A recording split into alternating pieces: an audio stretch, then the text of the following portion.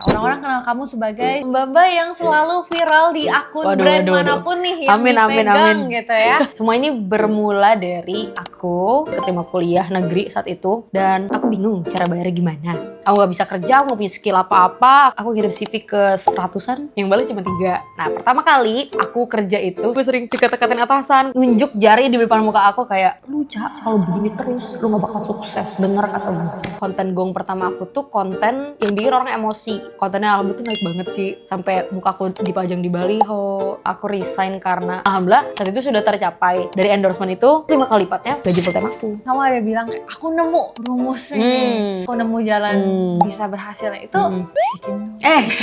Bisikin dong gitu kan. Aduh, ini aku nggak ngepost di mana-mana lagi. Halo creators, kita balik lagi di segmen di balik layar. Bersama aku, ini adalah sosok yang teman-teman tahu mungkin biasanya panggilannya Mbak-Mbak Tadaima, Mbak-Mbak Hadi Printing, Mbak-Mbak yang selalu viral di akun brand manapun nih yang dipegang gitu ya. Tapi uniknya, beliau ini juga memiliki background yang kurang lebih sama seperti aku, yang mulai ngonten karena harus nyari uang buat kuliah. Betul. Nah, jadi tos dulu dong kita. Tos dulu. Senasib. Tanpa lama lagi, please welcome Ocha. Thank you so much for being here. Thank you udah so much sudah mampir ke rumah hijau aku. Iya. Jadi kita syuting di rumah hijau Ocha. Yes. Orang-orang kenal kamu sebagai si Mbak Tadaima, Mbak Hadi Printing, Mbak yang viral di akun brand gitu ya. Dan ternyata sebelum semua itu, kamu itu memulai perjalanan konten kamu itu juga bisa dibilang dari nol gitu lah. Segini lah. Minus ya, dari nol nyari uang buat kuliah. Nah, aku mau tahu dong gimana tuh di awalnya. Oke, semua ini bermula dari aku saat lulus SMA. Saat itu COVID 2020. Alhamdulillah keterima kuliah negeri saat itu. Dan aku bingung cara bayarnya gimana. Karena kebetulan aku adalah 6 bersaudara. Jadi banyak yang harus dinafkahi ya gitu. Yang mana saat itu aku nggak tahu gimana cara mencari uang. Aku nggak bisa kerja, aku nggak punya skill apa-apa. Tapi saat itu aku mau kerja. Nah, pertama kali aku kerja itu di kafe kecil gitu sebagai waiters. Dan di sana itu aku kinerjanya kurang bagus. Gue sering dimarahin, gue sering dikata-katain atasan kayak sampai ada aku inget banget satu kalimat yang bikin aku terus bergerak sampai sekarang. Dia pernah bilang gini ke aku, nunjuk jari di depan muka aku kayak, lu Cak, kalau begini terus lu gak bakal sukses, denger kata gue. Tapi di situ aku gak nangis doang. Aku pengen ngebuktiin, namanya remaja ya, butuh pengakuan. Butuh pengakuan, butuh validasi. Dan gue rasa kayak, enggak, gue akan menunjukkan kalau gue tidak seperti itu gitu. Dari situ aku resign dari tempat itu. Nah terus inilah awal karir aku masuk sosial media. Di bidang sosial media aku waktu itu tidak punya skill apa-apa. Balik lagi CV aku tuh jelek banget guys. Oke, bener-bener putih, polos, pakai teksnya Arial, foto di ujung 3x4. Gak ada skill apa-apa ditawarkan. Cuma kayak hobi. Apa coba naruh hobi di CV? Hobi. Terus aku memberanikan diri. Emang nih pede itu penting guys. Meskipun agak kepedean ya tapi kalau aku nggak kayak gitu mungkin aku nggak bisa di sini gitu. Aku pede, aku apply CV aku ke semua brand gitu, ke semua pekerjaan karena saat itu aku belum tahu kan aku backgroundnya di mana, aku bisanya di mana. Jadi masih pencarian jati diri lah. Berapa brand tuh lamar? Aku kirim CV ke 100-an. Dari ratusan yang aku kirim, yang balas cuma 3. Yang beneran manggil 2. Yang pertama Bistore Jakarta. Yang kedua itu adalah sales mobil. Kebetulan yang Bistore ini mau menerima aku sambil kuliah tapi nggak ada skill. Sampai sekarang itu masih menjadi tanda tanya besar aku. Kenapa aku diterima di situ? Bos gue mungkin nonton ini boleh komen nggak kenapa kamu menerima aku saat itu. Tapi bedanya mungkin membedakan aku dengan kandidat lain saat itu, percaya dirinya itu yang sangat menonjol gitu guys. Walaupun skillnya tidak ada. Tapi menurut aku skill itu bisa diasah. Tapi modal percaya diri ini menurut aku yang nggak semua orang bisa. Yaudah, aku waktu itu alhamdulillah diterima. Dan saat itu aku bener-bener nol banget. Terus aku gak ngerti, apalagi teori konten bla itu, gak ngerti. Di saat itu yang aku pikir coba gimana caranya bikin konten. Bukan kayak gimana caranya gue FYP, enggak. Aku kan susah banget menghafal skrip saat itu ya. Tapi berat, itu ternyata emang harus dilatih loh. Kayak cara berpikir cepat, cara ngafal skrip itu tuh dilatih guys. Jadi dulu aku bener-bener dipegangin. Aku pertama kali tes ini, ceritanya Ocha baru masuk, baru keterima kerja masih kayak dites tuh sama owner aku di Bistore itu. Jadi si owner ini dia megang kamera, suaminya megang papan bertuliskan skrip teleprompter manual ya. Real. Dan di situ itu pun aku masih salah. Ini konten creator dari mananya ini? Tapi aku mau belajar dan seiring berjalan berjalannya waktu, mungkin sekitar 3 bulanan aku udah bisa lah, harus udah bisa konten. Terus aku inget banget konten gong pertama aku tuh konten yang bikin orang emosi. Waktu itu kontennya tentang headphone lah intinya. Agak absurd sih jujur, tapi konten absurd itu yang rame.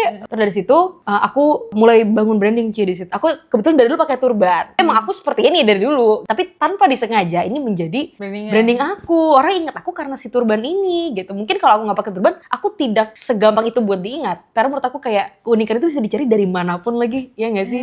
Kayak logat, kayak ya ini turban, kayak siapa sangka gitu kan. Singkat cerita, 2 tahun aku berjalan di Bistore, kontennya alhamdulillah tuh naik banget sih. Jadi dari yang awalnya tuh content creator cuma 1, jadi 8. Aku megang 8 talent di Jakarta, itu cabang Jakarta ya. Aku melatih mereka menjadi Min Bis sebutannya, Mimin Bistore. Dan di situ salah satu bisa dibilang batu loncatan tertinggi juga sih awal. Sampai muka aku dipajang di baliho. Sampai kayak, saat itu aku diajak foto-foto gitu, aku juga kayak, apa ini sangat asli di dunia aku gitu semua. Aku tuh anaknya manifesting banget sebenarnya. Pas zamannya dikatain sama atasan aku itu, aku pernah kayak aku manifesting, ya Allah, aku pengen terkenal ya Allah. Aku pernah ngomong berdoa kayak gitu.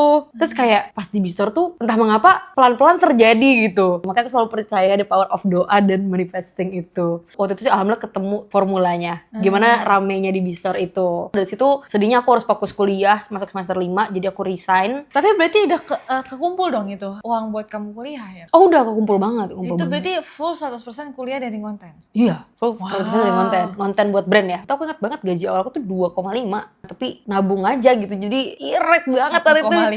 1,5. Ya Allah. Oke. Semua kan ada prosesnya. Bener. Tapi aku selalu percaya ini lagi, bos itu gak akan pelit kalau kitanya royal ke perusahaan. Dan bener ternyata. Dari aku gaji 2,5 sampai aku bisa dapat 2 digit dari kerjaan itu. Karena bos aku bisa menghargai karyawan, jadi aku respect ke bos aku. Dan aku jadinya kerjanya all out gitu. Iya. Ya gak sih? Tapi pas masuk semester 5, ternyata semester 5 tidak semenyeramkan itu. Jadi aku cari pekerjaan lain. Akhirnya kamu buka lah freelance jatuhnya atau gimana? Jatuhnya saat itu aku full time lagi sih. Full time lagi. Di brand lagi. Kedua itu aku di bidangnya tuh thrift shop. Abis thrift shop balik lagi ke smartphone sih, tapi dia service.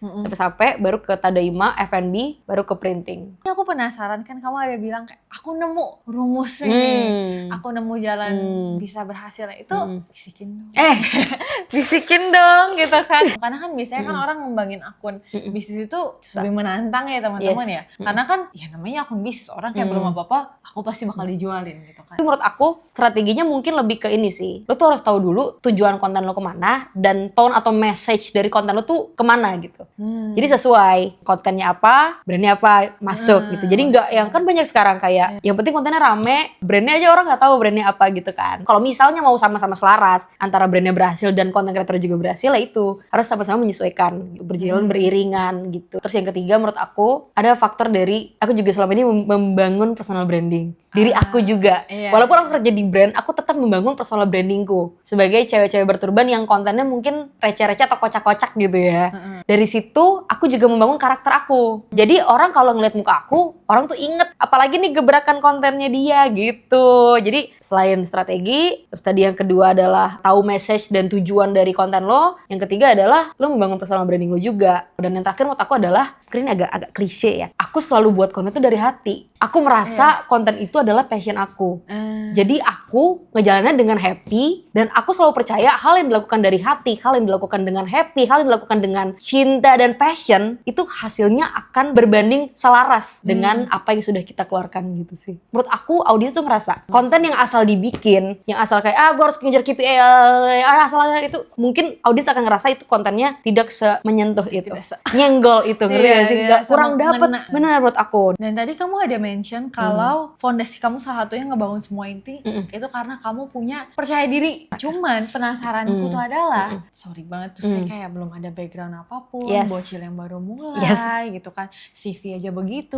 Nah gimana gitu kan dirimu membangun rasa percaya diri itu gitu? Alhamdulillah kayaknya kalau untuk rasa kepercayaan diri itu emang dari kecil udah terlihat. Kalau kata mama aku, dari kecil tuh suka tampil. Mungkin itu, karena aku diberi kesempatan, aku diterimakan di kerjaan itu. Nah itu nge-boost banget confidence aku, Ci. Kalau gue diterima, berarti gue pantas di sini gitu. Karena menurut aku skill itu bisa dilatih, yang penting PD-nya itu sih. PD dulu, yang paling penting guys, percaya diri itu. Kan biasanya orang kalau dikasih kesempatan besar malah jadi kader kan? Oh iya sih. Kan? Tapi malah kamu melihat perspektif lain ya. Jadi kayak justru kan dikasih kesempatan besar, berarti aku worthy. Iya. Aku malah terpacu buat kayak nunjukin kalau aku bukan pede doang, tapi bisa sekarang ini dirimu sudah Resign. resign Iya. tuh, untuk menjadi full time creator gitu Yes, kan. yes, yes. Sebenarnya resign itu bukan untuk jadi content creator full time, tapi aku resign karena aduh ini aku nggak ngepost di mana-mana lagi. Aku resign karena alhamdulillah saat itu sudah tercapai dari endorsement itu 5 kali lipatnya gaji full time aku. Tapi itu sebenarnya alasan terakhir lah dari resign aku. Aku udah berada di posisi yang sama selama 4 tahun,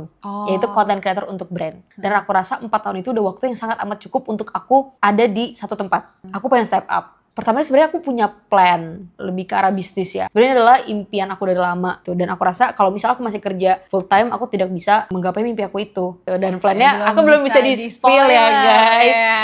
Nah, kalau kamu bisa ngasih 3 saran kali ya buat Mhm. teman-teman di sini yang mereka mau konten, mau bangun personal brandnya, apa yang bakal kayak kamu bilang ke mereka gitu? Yang pertama adalah berani aja, hidup cuma sekali. Karena banyak banget aku ngelihat banyak anak muda yang kelamaan mikirnya, dan padahal sebenarnya keputusan yang lo ambil itu siapa tahu bisa sepenuhnya mengubah diri lo jadi lebih baik gitu. Nah yang kedua adalah selalu positive thinking dengan diri kita. Aku selalu percaya energi itu nggak bisa bohong. Kalau lu punya pikiran positif, energi positif akan datang ke lo, orang-orang baik akan datang ke lo, dan semesta akan positif ke lo gitu. Mungkin ini agak-agak klise tapi serius deh. Walaupun kata orang-orang kayak lu liatnya mah yang buruknya dulu, tapi kalau aku enggak, aku lihat kayak what if ini works? What if gue jauh lebih besar daripada yang aku pikirkan? Aku jadi makin percaya diri, aku jadi makin bisa kayak work hard buat dapetin itu gitu. Sama mungkin yang terakhir adalah mulai aja dulu sih. Bingung mau ngomong apa, coba aja semuanya. Nanti kita akan menemukan winningnya seiring berjalannya waktu. Dan jangan cuma mulai, tapi konsisten juga. Dan itu yang paling susah sebenarnya, konsisten. Nah ini dia nih, harusnya tanya ke Cici. Kalau aku nih gini, selalu punya mimpi yang besar. Itu yang selalu menampar aku. Lu kan mimpinya ini. The big Lu why. mau ya, nggak? bisa Yes. orang bilang. Misalnya kayak Porsche Pink.